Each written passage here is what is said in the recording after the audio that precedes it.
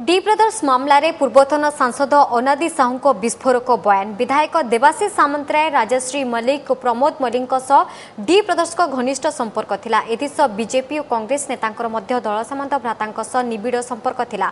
मात्र ए political link ने police तदंत ठिकणा दिगरे जाउ नथिबा से अभियोग करिसेंते। सेपरि पूर्वतन पुलिस डीजी संजीव मारिक को मध्य अनादि टार्गेट करिसेंते। अभियोग करिसेंते डी ब्रदर्स को मारिकर सीधा सड़क संपर्क थिला। एपरिक डी ब्रदर्स को टंकारे मारिक को पुओ बाहागर होइतला बोली से अभियोग करिसेंते।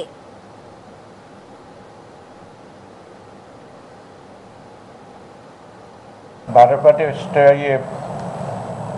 एमएलए काटजोड़ी बाली माफिया सहित संपृक्त नियंती 22टा अकाउंट सीज है। 22 अकाउंट 4टारे पॉलिटिकल लोक को खर्च देइथिबा टंका देइथिबा एविडेंस अच्छी।